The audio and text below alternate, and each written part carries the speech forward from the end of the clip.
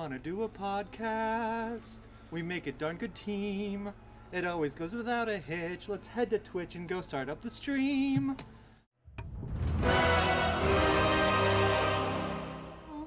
Do you want to do a podcast? It's the Nerd Glasses Podcast. Let's start now. Hi everyone and welcome to the Nerd Glasses Podcast. Come? Alright, I'll do my own bit for myself. Oh wait, no silence. We're doing it. Get off the road.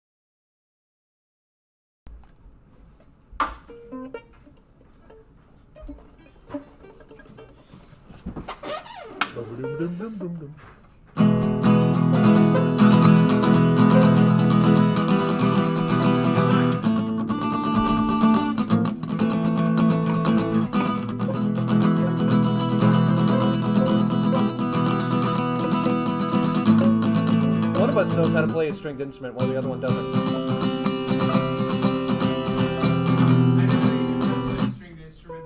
Huh?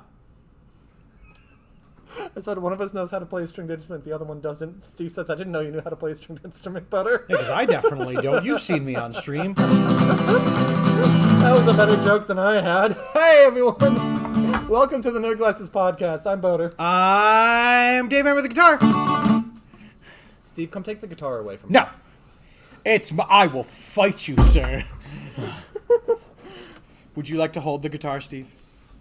I'm going to hold it, and I'm going to put it down away from you. Otherwise, I'm gonna play with it. Anyway, everyone, welcome to the Nerd Glasses Podcast. My delivery on the joke was subpar. Interesting because I laughed for another week in a row at that joke, so it counts. The streak's ongoing. Okay, I appreciate that. This is 2 straight months. What? I remember the laugh. I think he laughed on the inside, but moreover, he was noticing that everyone was telling us that... Yeah, I thought the joke was funny. I just noticed that everyone immediately started in. And thank you for noting that there was no sound, because otherwise we were just going to roll into the show, and you all were going to get the Italian neighbor next door conversation where you hear some of it, but you see the hand mo gestures. My joke was for those of you who can read lips.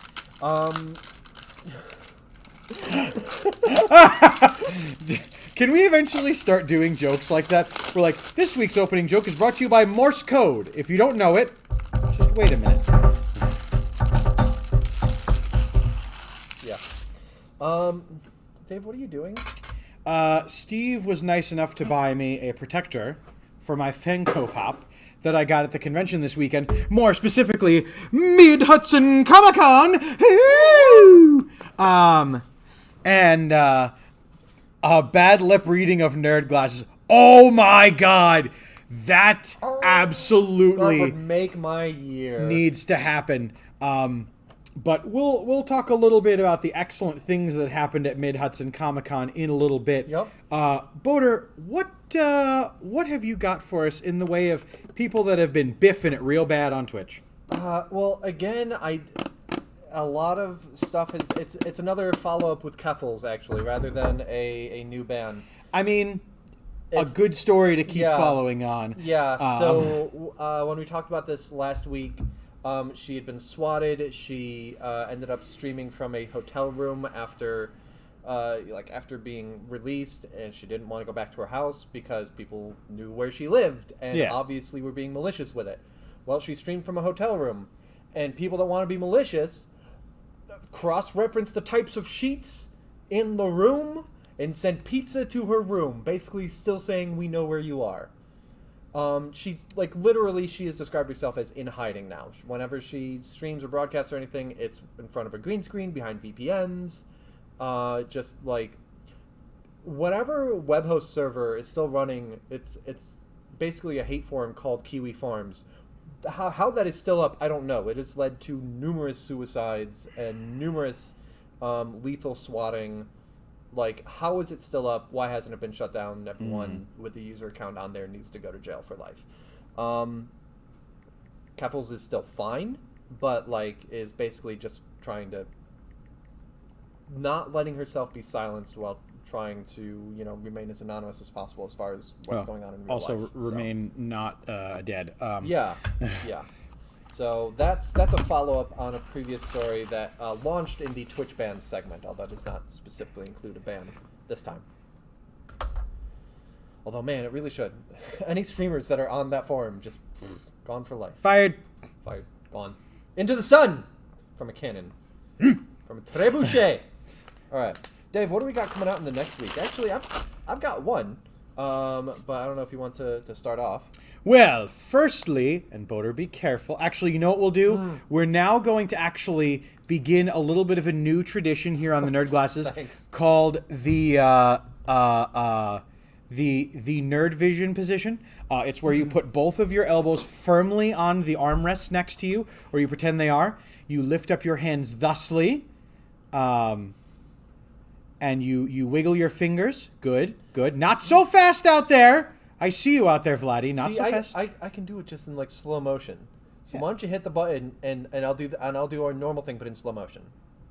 No, I want to try this. This is a new bit. If you're not doing it at home, you're hurting my feelings. Nerd Division. So this first also game, known as Nerd Vision.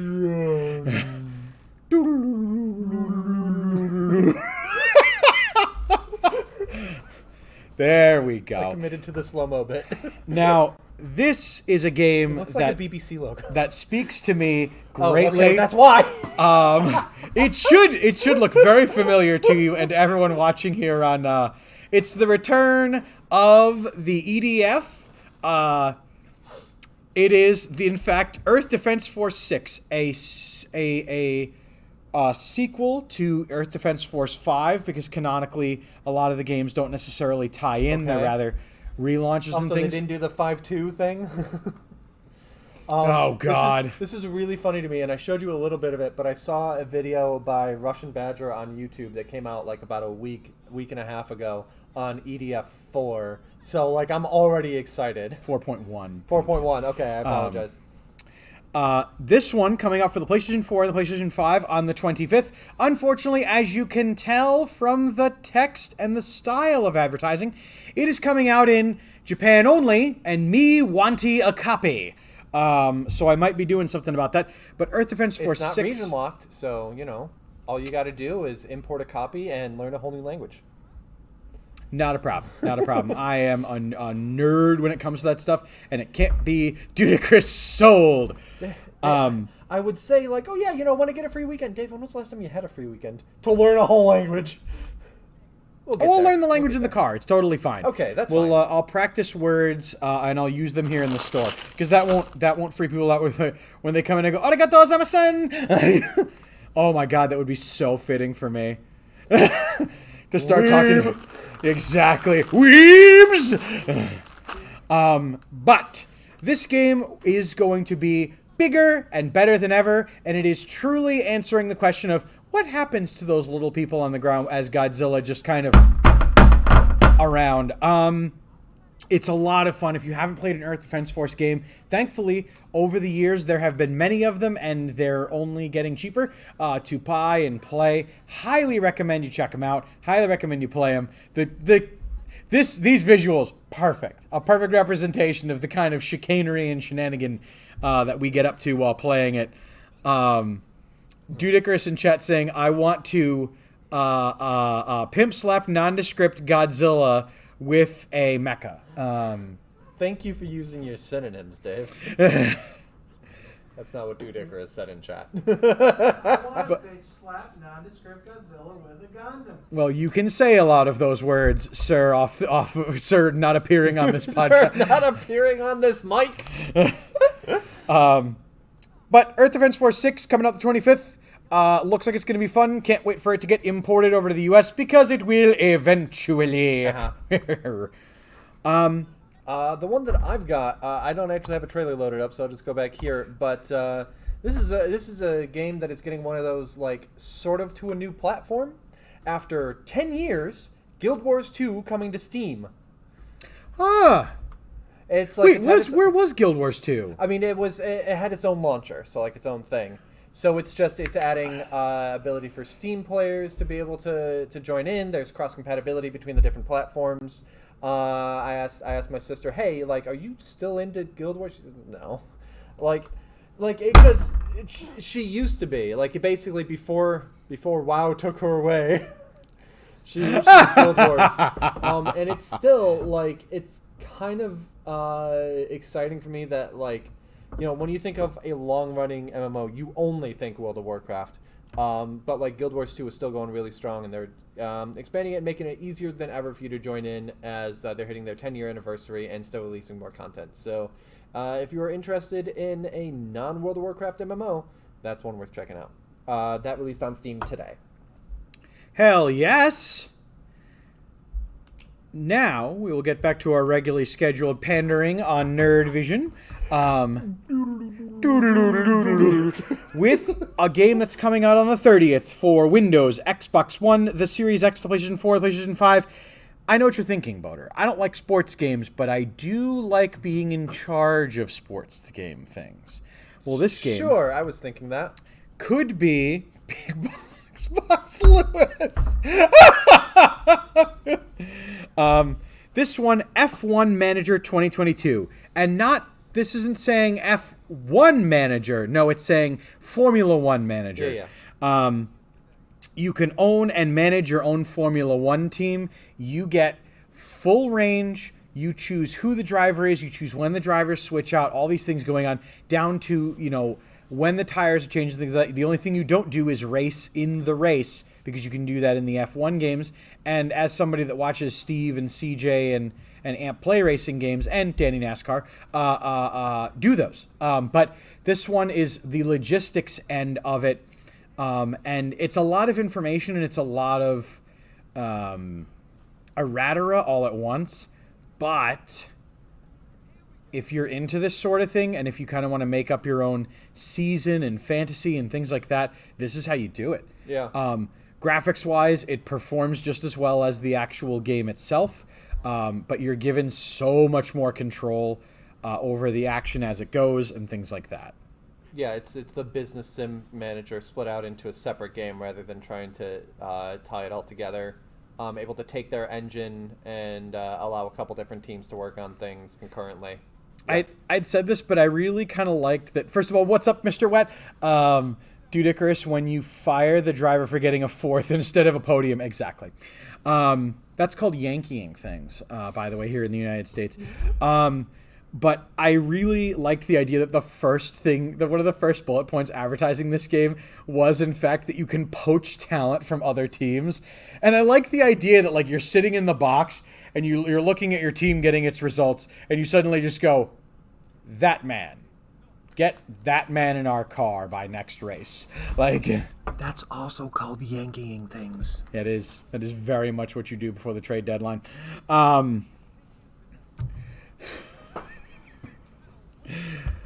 Boater, made a sports reference. Bam!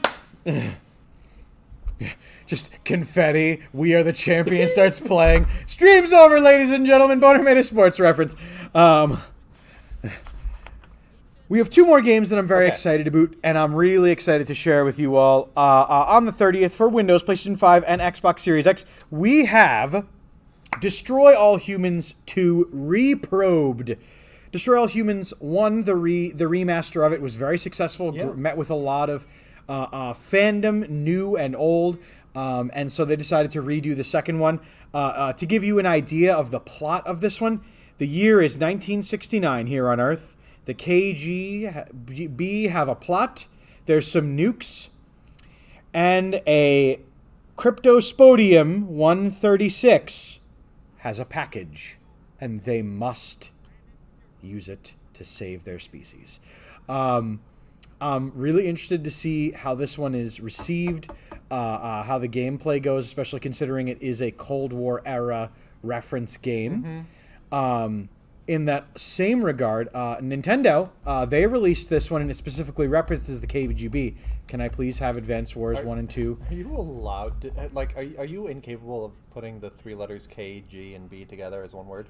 What do you mean? You've biffed it a few times. Yeah. Okay. Anyway. They'll earn my respect when they earn it. Anyways, this one coming out, going to be a lot of fun, and if you were a fan of the original franchise, the remasters have done a very good job graphically, controls-wise, and things of that nature to make the game more fun and full of them. Taco Pill, he doesn't want them showing up at his apartment. More like rigor mortis. I'll use my package to save what needs saving. Exactly. Exactly. Our last one is a game that we actually talked about in one of our previous segments. Yeah. And I'm really excited to see it finally hitting shelves. Windows, Switch, PlayStation 4 and 5, Xbox One, Series X, and S. It is the Teenage...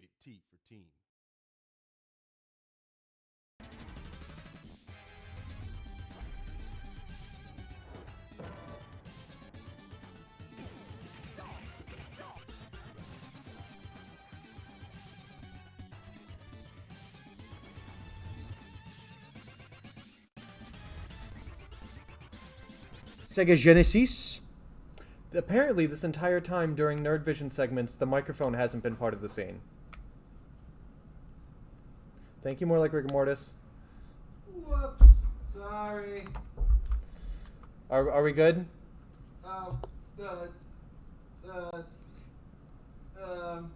Should we just talk about... Did you already finish talking about the bungas and the cows? No, we just started talking about the bungas and the kawas. Alright, Well, you know what? We'll do it live. Okay. Dave, sign language, what you're saying. Rated T for teen. We'll just... Why does it keep going away when I keep hitting cam view? Rated T for teen. It was only Okay. it was only during Cowabunga, apparently. Only that they during didn't hear Cowabunga. us. Okay, good to know. We didn't use it last week. Okay. Okay, that makes sense. So, these games range from the NES, the arcade cabinets, the Game Boy releases, the Game Gear releases, the Super Nintendo, the Genesis. This is all the games that you and I may remember from our days. Steve wouldn't remember them because he's a baby. But I'm very much excited. I'm instead of us every week being, acknowledging that we are both old, Steve's young. And we're going to start that's exactly it. holding it against him.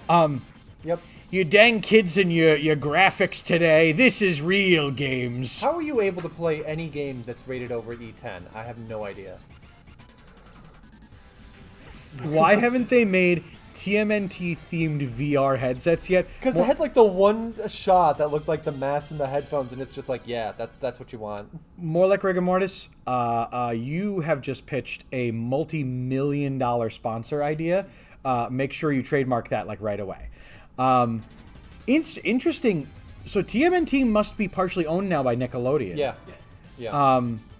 Yeah, several cartoons from Nickelodeon. I know they made the cartoons, but I didn't think that Nickelodeon bought the rights to. But cool. Well, also, like, Nickelodeon is a video game publisher. So, like, whether or not it's the rights, I think, like, maybe they're the ones publishing the game. Good idea. Nickelodeon has made some solid games, some shovelware recently, but not all of it. They did add some segments here where you can rewind gameplay or have save states throughout the game where there weren't in previous installments. And they have underwater levels in some of those games, so you'll really want both of those things. Nice. Co-op where it abounds, and online co-op. And I'm really excited to see the Cowabunga collection finally coming out. Check it out, my dudes. Grab yourself some pizza and head on down. And on August 30th. And that, my friends, are the games that are coming out in the next 7 days that got me giddy and excited. What have you been playing? What's been getting you excited enough to be popping in your virtual disk drive or whatever? What have you been playing, watching, etc.? Well, Boder, there's a story there. And let me tell you about how my life got turned upside down. I'd like to take a minute, just sit right there, and I'll tell you about how my streaming computer shit the bed after I've bought a car. Unfortunately... Unfortunately, have made a lot of financial decisions this summer. A streaming computer was not in the budget for one of those. So recently, I have been playing a whole lot of games without any audio because my rig does not work, and I will just take this this minute to brag. Had a huge old mental thing yesterday because I posted on Discord a thing of, hey, because I can't stream, so I talked to my mods and things like that, and we came up with alternatives of where you could stream directly from the system or the phone and do just those things for now while we budget for the next couple of months to buy a streaming computer, or to not stream at all.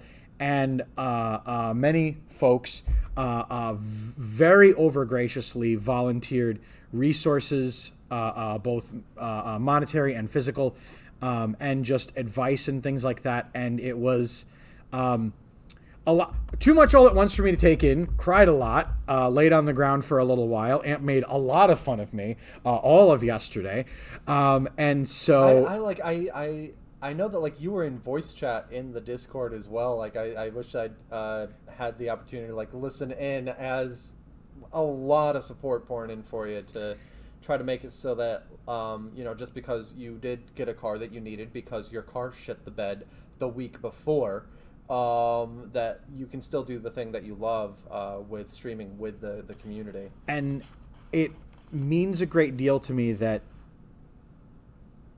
I started streaming in 2016, not a partner, made affiliate, but that the endeavors here at Insane Games TV are supported and appreciated, but that the endeavors that I do on the side where we do play a lot of very similar games, or it is just a lot of unfiltered Dave screaming at the microphone, playing ukulele badly, and things like that, that still garners a lot of support and love from folks, really means a lot, and it meant a great deal. I finally recovered for it at about 11 o'clock this morning. Amp was still making fun of me for it, by the way. But I played a bunch of Monster Hunter yesterday without any sound, some Mario Kart without any sound, and some Overwatch without any sound. Other than that, I've been doing a lot of looking at parts online and looking at pre-built PCs, and trying to figure out what will fit in the budget, what will be feasible, and also what won't take until December of 2024 for me to actually get and do. So thank you to all of you. You especially, Boder, as you pre-convention had offered graciously a lot of very helpful advice and things like that, and I appreciate it. Thank you, my friend. Absolutely. And to all of you out there, thank you. It means a great deal. Boder, what about you? What have you been playing? What have you been gaming on? Last night I started up Hardspace Shipbreaker again for the first time since my graphics card was upgraded and That my game is fun. processor, and for the first time since it actually came out of early access, so I'm enjoying getting into that again. But it's still like early game, so just working my way up. I also, you may recall one of the games that you featured last week that was coming out. It's called We Are OFK. And I decided to try that out. It's a $20 game that's going to come out in 5 episodes. First 2 came out on the first day. I think episode 3 might be out by now. I think it's coming out Tuesdays. I got to double check. But I enjoyed it. Like, I wasn't super into it. It's interesting because I'm not sure whether to say that I've been playing it or watching it. Like, it's when you log into the game, I'll use that terminology, I guess. It's who's playing, and you have like 6 profile slots, but it's like who's watching on Netflix. You got your slots there, and there's episode selection across the top, and it says the length of each episode. Give or take a minute because of time that you take to pick a dialogue selection, and in the menu you can like check a character's text, whatever, and then you get into the game itself, and it is basically I'll be honest, kind of cheaply animated TV series where sometimes you can pick responding dialogue. And I read a couple of reviews on it because I wasn't sure what to make of it myself, and I'm still kind of like in a middle ground. One of the reviews that I read was like very, I don't sympathize with these characters at all. They're all like narcissistic and they're young and just like not being good characters. I can't identify with them at all, so I'm not enjoying myself. Whereas the other was like, when I had to pick between these options and one of them was that, I needed to pause and like stare at my ceiling for 10 minutes. So it really is, if it is, for those of you that are unfamiliar with it, it is a biopic series, basically TV series that has some interactive prompts. The interactive prompts don't really change the course of the story. Yeah. It's just like the next few lines are kind of impacted, but the story ends up being still told the same way, so it's not like a Telltale Games kind of thing. And the characters in it are a virtual, or will be, by the end of the series, a virtual band, much in the same way as like Gorillaz is fictional characters that are still, that is the band. And so OFK is this, we're seeing how the band members kind of got together as they try to navigate living in Los Angeles. And like each of them kind of procrastinating on their own passion for music as they're working at a game studio, or, one loses their job and instead of chasing down leads, they're like, browsing the equivalent of Tinder. It's interesting. It's not something that I'm going to love and keep coming back to so far, just based on 2 out of 5 episodes so far. But I'm enjoying it enough that, by the end of 5 episodes, I will have gotten my $20 worth, or $18 because it was $2 off on Steam for its release. So I'll keep, I guess, kind of updating as I keep watching / playing that. But so 2 questions about this game. Yeah. So I don't know about you guys, but I did check out the first single that they OFK released, Follow Unfollow, and it's now permanently going to be a part of my playlist that I listen to because I like it a lot, and I really like the idea that this is going to be the Spice World film where it's explaining the Spice Girls and how they came out. It's their origin story. And I really like that. Did they explain what OFK means? Not yet. Okay. It's killing me because I looked on their Instagram, their Twitter, their, I don't think they have a Facebook, but their website, all of the songs, the Spotify, this and the other. No explanation of what OFK is. Each episode that comes out does have a single, like, it's a 5-episode series, and it's going to be a 5-song EP, so each episode has a single that you, like, it's the most game-like part of each one, where there's like some accompanying gameplay kind of to keep your hands busy while you're listening to the music. Like basically as an interactive music video kind of thing. In the first one for Follow Unfollow, this character has kind of been attached to their phone as they're like going through a lot of stuff, and they've had 4 too many tequilas, and so they kind of like slip into like kind of this dream state while they're probably passed out in like an arcade or something, of like trying to like chase their phone around and so it's like not exact, like you're not really scored. There's not like a high score kind of thing, but there are Steam achievements tied to doing specific things in the music video sequences. Dude Icarus saying that it shouldn't have been a game. It should have been more of a web series, and it's a web series with some interactive elements. But again, because it doesn't change how the story plays out, it still has me a little lukewarm on that. Okay. Like I enjoy it. It's enough to keep me paying attention. That like, oh, I'm gonna have 10 seconds or unlimited time. You can pick it as a setting, but like, oh, I'm gonna have 10 seconds when something comes up. I'm not gonna, hang the whole story up on yeah. on A or B. Visual novel is kind of a good way of describing it as well. Interactive graphic novel, says Demon Dragon. Yeah, absolutely. It's interesting because like it couldn't quite be done on Netflix with Netflix's current infrastructure. But it feels more like something that you would watch on Netflix. But because, the animation feels cheaper than it would be for a lot of games for this kind of thing. So, we'll see. It's stylistic. It's sometimes like, oh, well, that's, it's Flash-inspired kind of animation. But at the price point, I'm fine with it. That price point does not include getting the EP itself on Steam. You gotta pay a bit extra for that, but I'll probably do that too. I'm digging the gems so far. Like most games, though, a lot of them don't initially the soundtrack become comes bundled. separate. But this is almost one where it's like, oh, I wish it was like part of the base game. Yeah. Because it is all about leading up to that. I wonder... You can also, from the main menu, rather than playing through the entire episode again, you can also decide to just play through the music video of that particular episode. Oh, cool! So I definitely, I was like, all right, I'm going to go back for episode 2. Let me play through the music video from Follow Unfollow again first.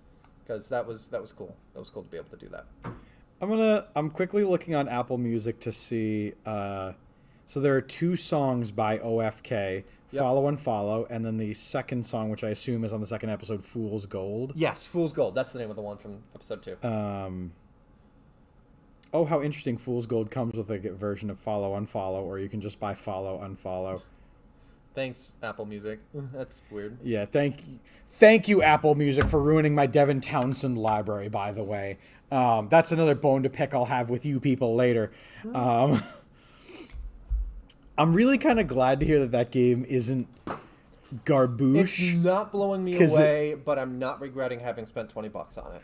See, that's the kind of thing you'd want after that, wouldn't you know? Like, yeah, well, we'll see how I'm feeling by the end of the series, because I could come around a bit more on it. And it really does depend on how much you relate to these characters. One of them that just like in a text will just finger smash the keyboard before being OMG, yes, big emoji.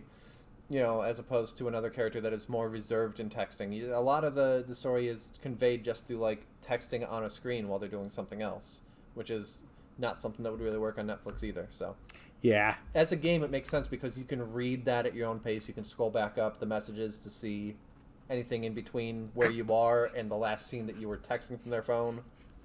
So I don't know why I'm picturing, but like if Netflix did try to do it, they would just have like, for some reason, if you paused it or like didn't scroll down, if they were able to have that feature, just like a John Cleese type voice being like, and then the person scrolled down and moved on to the next scene. Well, what would be cool is another way to do it. Like, do you remember Xbox Smart Glass and how like it was supposed to be a way to be able to use your phone with an on-screen game? Yes.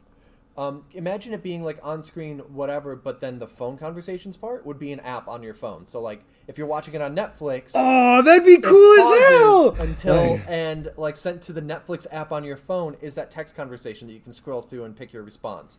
That would be a really cool way of integrating it. Get on it, we are OFK. No, you know what? Too late for them. Somebody else. I just get really upset that like I got the Deus Ex Human Revolution Director's Edition, which is supposed to have smart glass, but it was broken. But like you're supposed to be able to use your phone for the hacking mini games, and it just never worked. So today we've now had 2 multi-million-dollar ideas, one from More Like Rigor Mortis and one from U-Boater with Nerd Glasses, making the dreams happen. Pioneers. All right, Dave. I'm going to hit a Web3 roundup thing really quick, and then we're going to dive into a bunch of news and con coverage. Yeah. Untamed Aisles was a kickstarted turn-based MMORPG that has been put on hiatus. It featured a play-to-earn... Yep, go for it. A play-to-earn component where there was like a crypto market kind of thing for in-game items. Okay. And because the crypto market crashed, they lost basically all the money they had to be able to continue development. So they had to stop development of the game. A lot of backers are upset because crypto wasn't necessarily an integral part of the game. And they were like, if you hadn't done that stupid stuff, we would still have the game and we would still have that. And they're asking for refunds. Now, I agree with their argument, but at the same time, never ever kickstart something that you can't afford to lose that money on. Sorry. So yeah, that is Untamed Aisles, which it's another crypto game crashing and burning because crypto is a scam and people are realizing it this year. Not fast enough, but they are.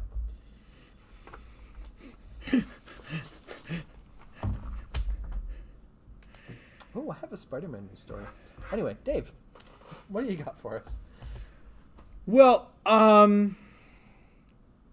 so let's let the folks out there choose. Do they want to see the weekly Nerd Glasses taste test of things?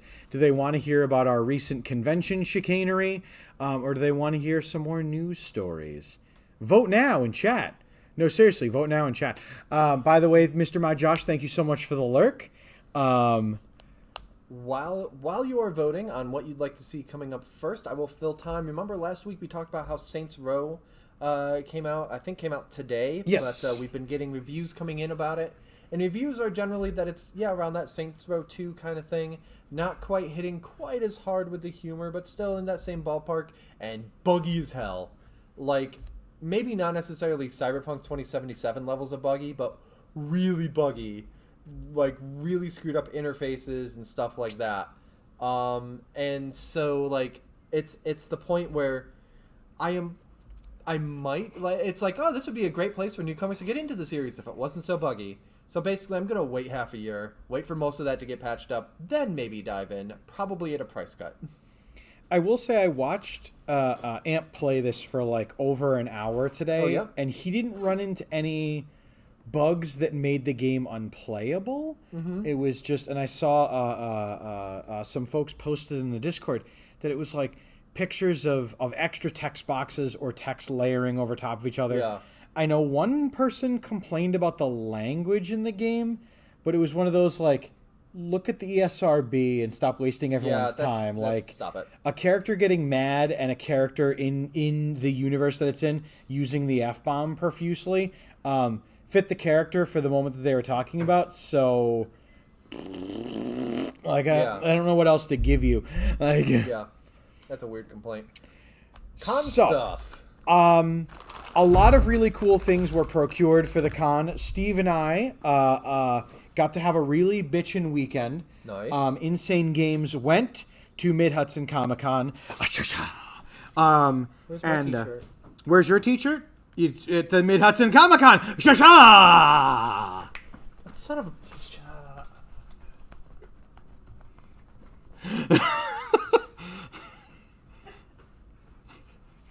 Yes. Just creeps in from the side, just like, I got a shirt too, and then pieces out again. So, we had a lot of fun, and we took a very different approach where Dan really splashed some Commander-in-Chief cash around. He got Steve and I a hotel room. We stayed at like right outside the convention center. Wow. Complimentary breakfast. There was a toilet. It was a lot. But Dave, you have an SUV now. You could just sleep in the back of the car. I could have, and I offered that, and Dan said, no, we're going to get our own Sprint van. And so I got to drive a Sprint van this weekend, and it was awesome. I also learned, by the way, this weekend that your boy can drive a Sprint van around in reverse because some people are really bad at parking at convention centers and they block up the only way through.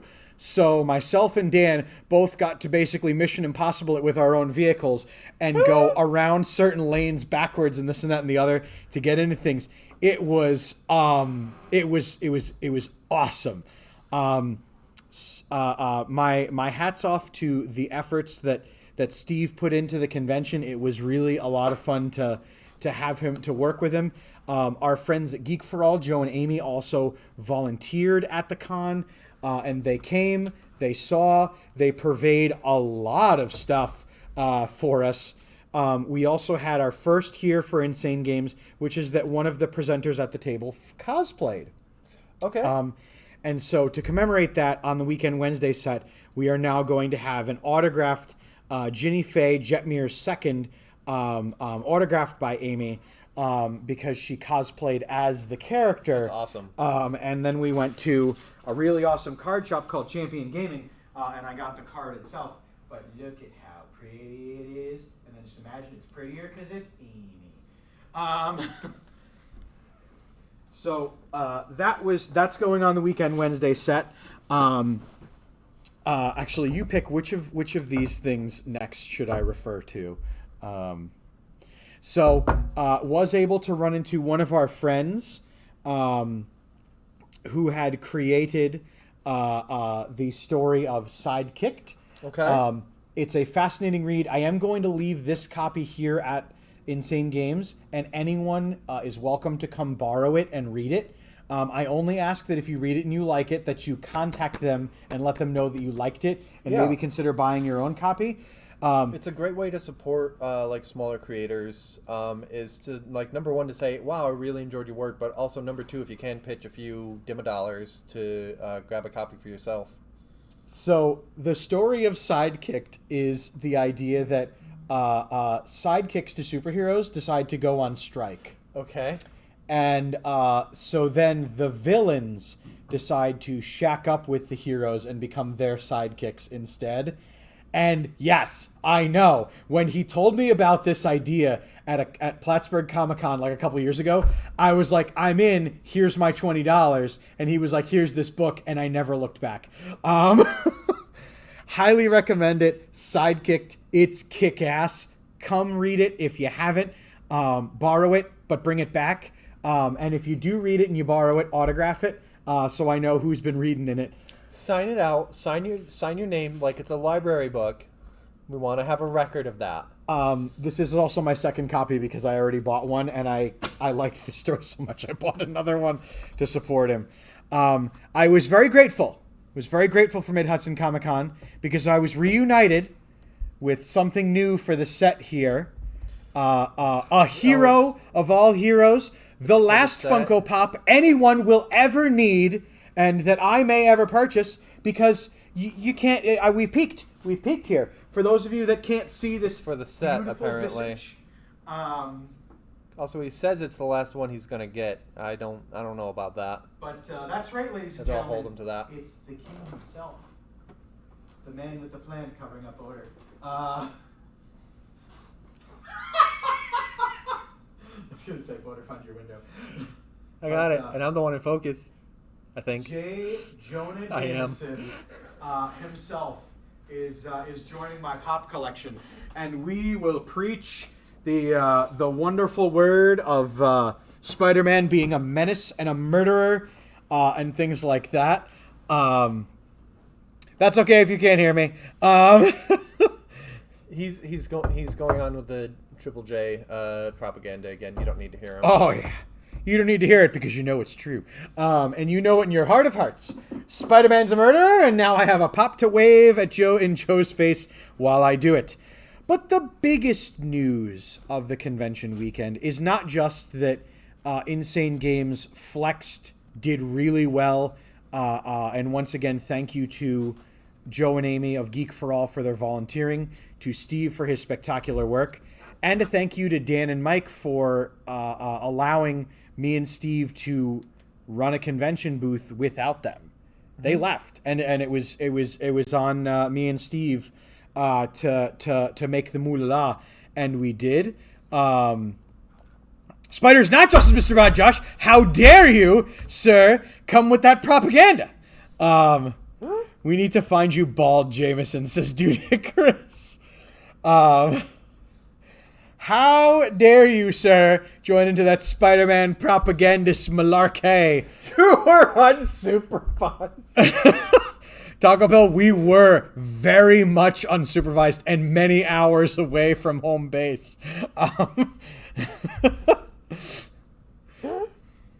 And it was so much fun. It was so great seeing so many people. We got to hang out with our usual friends. Our good friend and fellow exhibitor, Tony, if you know him, you know the name. And if you don't know the name, you've not been to a convention in the Capital District. Almost got himself thrown out because when you make a lot of particular jokes and there's a uniform officer standing 5 feet away, and then he just basically was like, well, I'm out. Like, he just disappeared, stage left. We still haven't seen Tony again since that day. If you've seen him, we don't know him and we don't associate with him, so... Did you get the other cop looking at him too on Sunday? Oh yes, of course he did. Okay. Of course he did. That's like. Didn't he get the other cop looking at him too on Sunday? For those of you that could not hear, the answer was ye. Yes, he did. It was great. But the biggest thing to come out of this weekend was there was a particular celebrity that Mike and I had actually been at a couple conventions with. Okay. Have you watched shows on AMC? Not generally. Okay. Have you watched the show Comic Book Men? I have not. Okay. It is a I'm show uncultured when it comes to about TV. a New Jersey-based comic book shop owned by Kevin Smith. Okay. Called Jay and Silent Bob's Secret Stash, Okay. and the employees that work there. One of the employees that work there is a gentleman named Ming Chen. Being that he is on television and is a particularly favorable personality, he makes convention appearances, and he has done a lot of conventions we have done. The first time we ever ran into him was me and Mike were at Plattsburgh Comic Con in Plattsburgh, New York, and we were one curtain between us and him. Okay, yep. So we kept peeking behind the curtain at him, and he kept seeing us, and we would flap the curtain back. And then Mike and I were playing Untitled Goose Game, and we turned around, and there he was, peeking at the curtain at us. I don't have a picture of it, but we know it, and I said it to him this weekend. I was like, oh, it's so great that we're not playing like tag between that curtain at Plattsburgh Comic Con, and he like kind of remembered it, this and that and the other, but like me and Mike were having a laugh about that and this and that and the other. And then I found out that Ming Chen is a huge San Francisco Giants fan. Oh boy. And so, for the rest of that convention, Ming Chen talked to me a lot. Like a lot. Like when he was going to the bathroom, stopped at our booth to talk to me about stories about his friend Hunter Pence, a San Francisco Giants player. And him and I would then trade stories, things like that. And so we did get a picture with him of me, Mike, and Dan with Ming Chen, where I did make sure to say to him, hey man, next time you're at Saratoga Comic Con, you should come here and see this. It's awesome. Yeah. And of course, politely, he was like, yeah, man, like we'll definitely do that next time we're at Saratoga Comic Con, blah, blah, blah, blah. And so Mike and I were kind of happy with that. Like I was really glad to get the picture because it was for me a core memory of conventions where me and Mike were doing these things. But then Mike was kick-ass enough to throw in 10 more bucks to get a picture, an autographed photo from Ming Chen to me, autographed by him. This is also going up on the Weekend Wednesday set.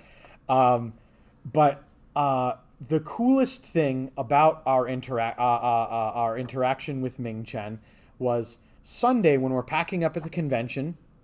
We were having the damnedest time loading in. We had an even more damnedest time loading out, trying to get the van in place and everything. Yeah.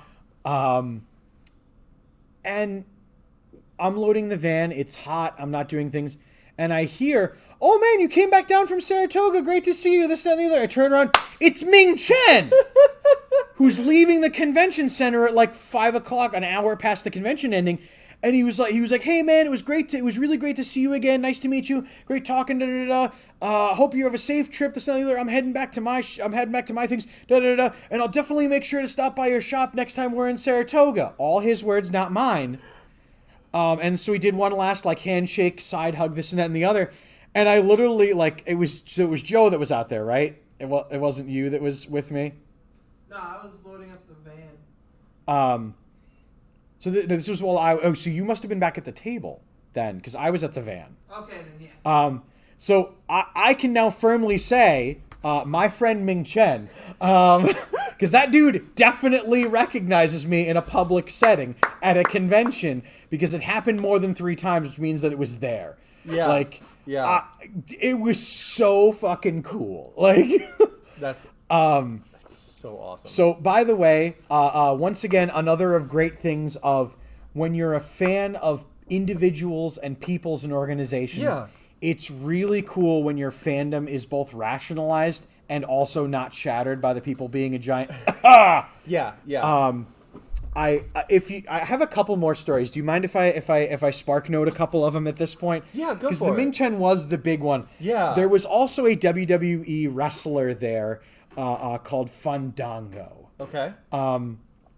He was an asshole. I'm not gonna lie, just flatly.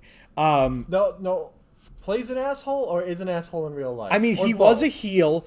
He did not seem very receptive to the convention and things like that. Okay. And didn't really there for a talk to check. people. Didn't really. Yeah. Okay. I got that feel from him. If it may have been a long weekend, I am just gonna say this is my first time ever being around the person, but did not like the first impression I got. But I will say there is a gimmick when he was in WWE where people would sing his theme song and do a dance motion, which sounded and looked da da da da da da da da da da da da da. Like, so I saw him go upstairs to the bathroom, and I, as a joke, turned to Joe, who was at the other end of our long table, and I was like, "Look, Joe, it's Fandango." Da da da da da da da da, and I turn and he's back. And I just kept doing it while looking at him. Not only did he just continue to blank and continue to walk, I was a little bit like, so I just kept doing this like for a minute. If he didn't like it, he could have told you to stop in character. He's a heel. Like, he could have said boo, because doesn't work for WWE anymore. He doesn't do that character. Yeah. Like,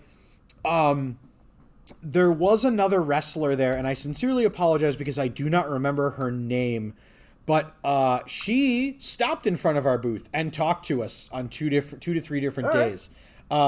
Super cool. I don't think she's currently employed by any major wrestling company, but once I figure out her name, if she's at a local indie show, absolutely going to support her. Kayla Sparks, thank you. That's all it takes is a little bit of like friendly interaction, and all of a sudden you've got a fan. Yep. Like, oh yeah, someone absolutely. that is going to follow you wherever you're going to.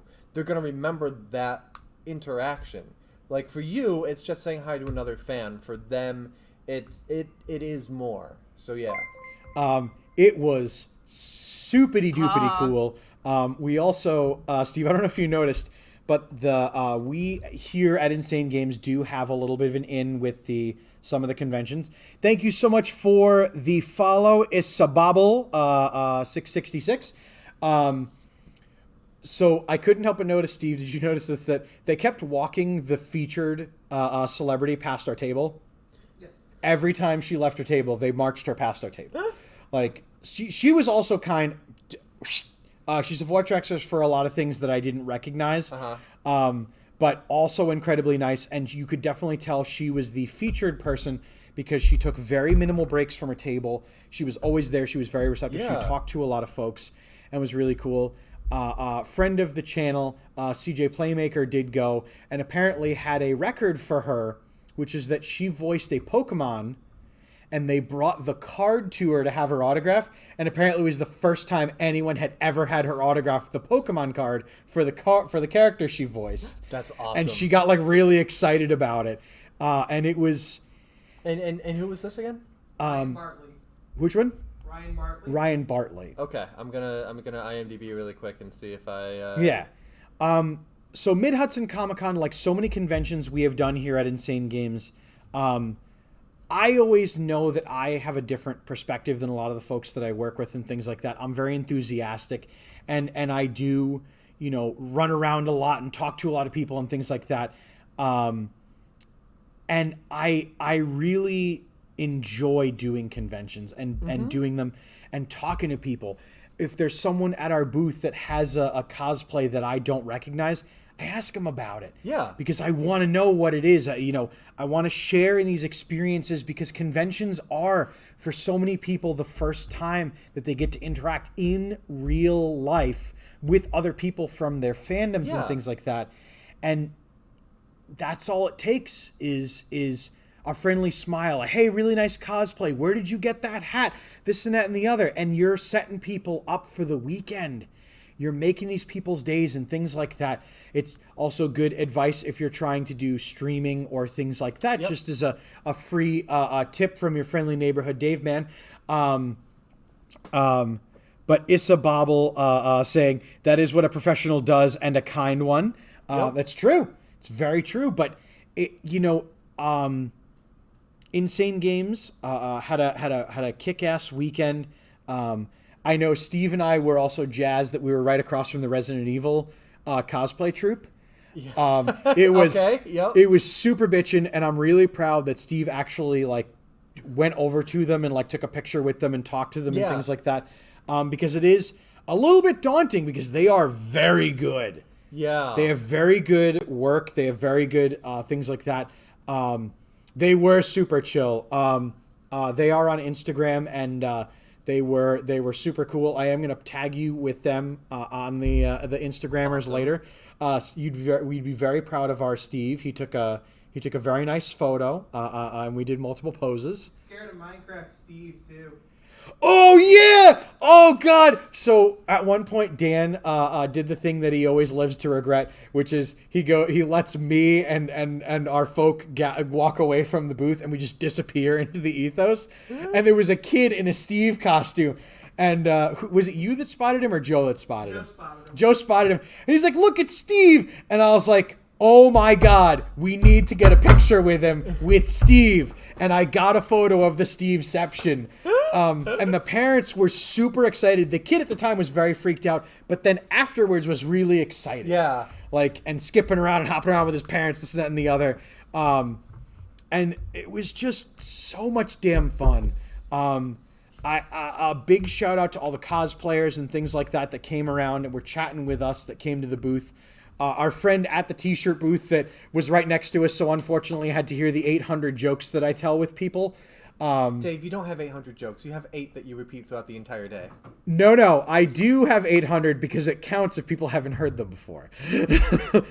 My favorite one to absolutely do, which is both things, which is when people are looking at prices of things, where I go all the time, lanyards 10, hats 20, jokes are free, but they are not good. That one gets a laugh every time, or people run away from the booth. Either or. But 100%, 80% of the time, it works every time. Super looking forward to the next convention. Really hoping that everyone who went to Mid Hudson Comic Con had even an iota as much fun as I did, as hopefully Steve did, being the fact that he was forced to spend so much time with me this weekend. And it was just all around a grand time. I wish I could have gone. It sounds like it was awesome. And of course, congratulations on not catching any form of con crud. Yeah. So this year, by the way, your boy Dave is 1-1 for COVID at getting COVID at conventions. Woo! Clean this time. This wasn't the COVID convention, by the way. No, we wouldn't. Well, if there was any questions or things like that, I would have been wearing a mask, or we would have just done a socially distanced broadcast. I appreciate you proactively sending me the negative test and saying, I'm clean! It was fun. So, in closing of Nerd Glasses, we'll do a staple of the post-convention things, which is eating snacks and drinking beverages, but also... Before we move on to those, there was a whole lot of topics here, and if you want to know about some of the news topics that we did not get to this week, that is what table topics are for. Follow our Discord, which is linked in the About section, and in the Nerd Glasses section, there is a table topics channel, and I will be copy-pasting stuff to that, hopefully tomorrow. But for now, Dave... What is my second Coca-Cola of the day going to be? I went to a wonderful 7-Eleven and I left with an ungodly amount of stuff, even though I didn't intend to leave with this much stuff. But I grabbed us some of these Dream World Coca-Colas because we've tried all the other promotional flavors. Are they cotton candy flavor? Like, what is... I don't know, but it says on the bottle that it's limited edition, it's Coca-Cola Creations, and that it's 0 sugar, because that's all they had. Okay.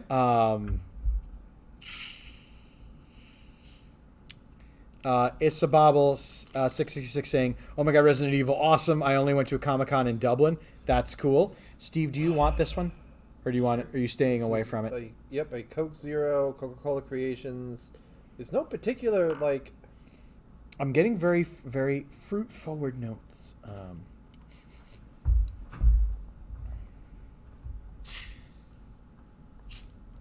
Dude, Icarus, Dan was disappointed in the 7-Eleven. I was disappointed in Dan's disappointment. Is it fruity for you? You getting a fruit smell? Like a watermelon flavor taste. Right? Like okay. Like yeah. Watermelony? Yeah? Yeah, I've had it before. So it's pretty good. I know. Bottoms up.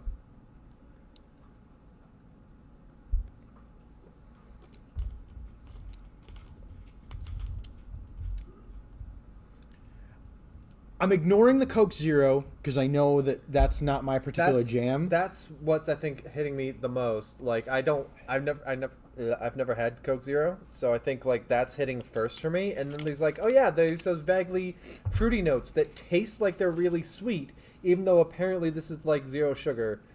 Because it's like I guess whatever sweetener is used. I'm not going to be finishing that. I'm sorry, that's too much for me. There's no it's a taste test. There's no reason for you to finish it if you don't like it. That is too much for me. I actually like this one, and I hated the space whatever flavor. Did it get you sick? It did. It did me very sick. The 2 different times I had it, because I wanted to make sure. But I'm not gonna lie, the Coke Zero kind of disappointed me. But to make up for that fact, I found. Basically, the promotional thing of Oops All Cherry flavored Sour Patch Kids, and then cola flavored Sour Patch Kids. So don't worry, we're getting in our daily serving of 700,000 grams of sugar. Oh boy. Do we want to try one in before the other in particular, or? I'm looking more forward to the cola flavored one, so let's do the cherry one first. Okay.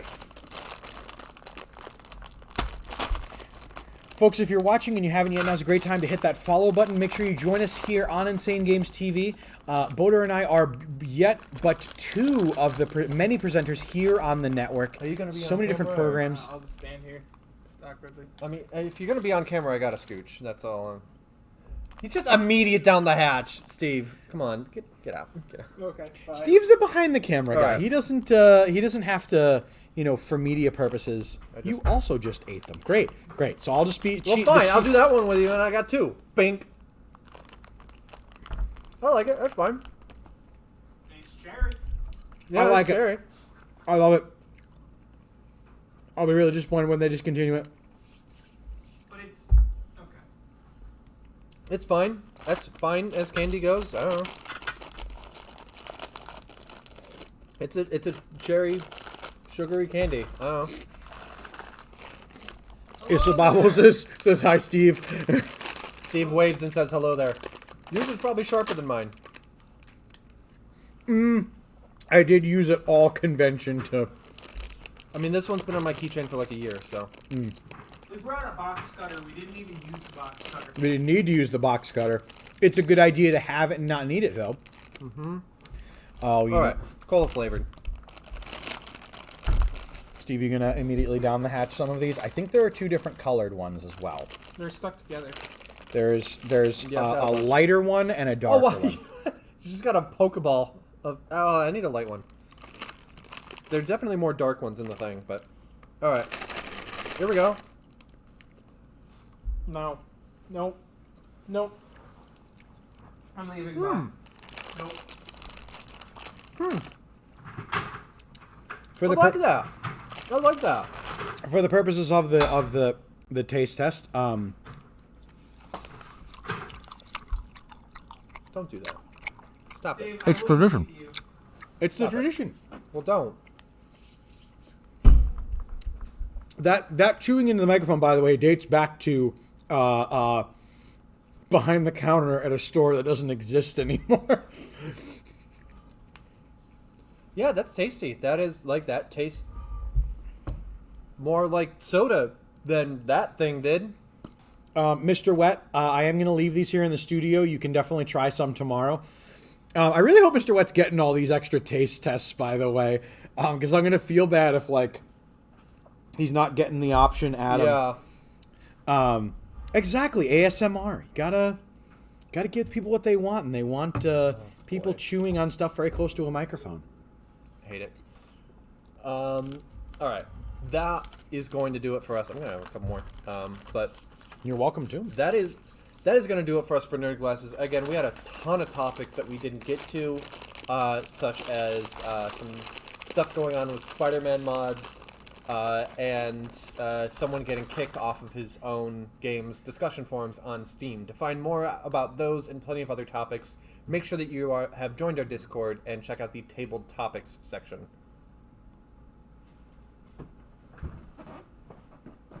What?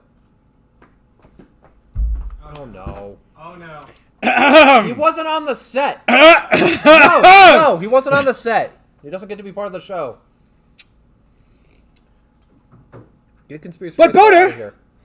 There's Kojima news! And it's a really quick point. And put which it was on Table Topics. never! We will never silence Kojima, because at Thank you for watching Nerd Gamescom, Glasses. they announced in September Make sure on that you watch us for the Spotify, rest of the Brain week. Structure Podcast, Jeff Glasses Keighley every will be doing world premieres and a Tuesday weekly at segment on it, 7:45. and you will get to see him on a weekly This is basis followed in by English the and Citadel, Japanese. where I will be playing Astria Ascending.